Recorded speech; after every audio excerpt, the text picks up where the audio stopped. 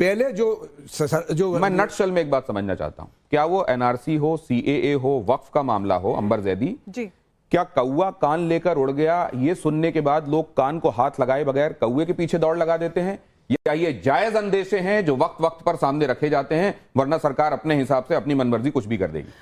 दिनेश जी, अगर जायज अंदेशे होते तो हमारे देश में सीए के नाम पर लोगों को कितना वर्गलाया गया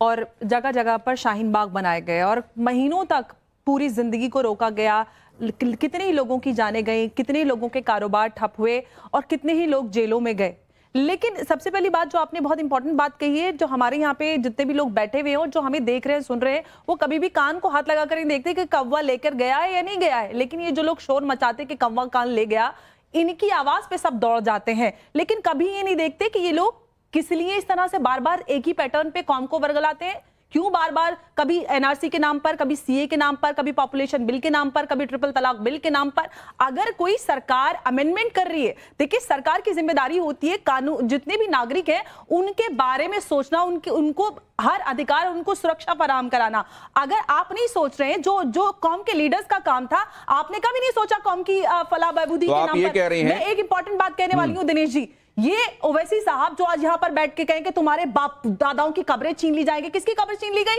यहां से ज्यादा मस्जिद, इमाम बारगाह, दरगाहें किसी दुनिया के किसी देश में नहीं है। रशीदी साहब, मैं आपके समय पे नहीं बोली थी, प्लीज मुझे बोलने दीजिए। खुद जो वक्फ के ऊपर सवाल उठा रहे, सबसे बड़ा घोटाला खुद ओवैसी साहब करके बैठे हुए हजारों करोड़ का। तो सबसे बड़ा डर उनको ये नहीं कि कौम को फायदा पहुंचे वक्फ की प्रॉपर्टीज के नाम पर, उनको खतरा है कि हमारे हाथ से ये सारी चीजें चली जाएंगे, जो क्योंकि सबसे ज्यादा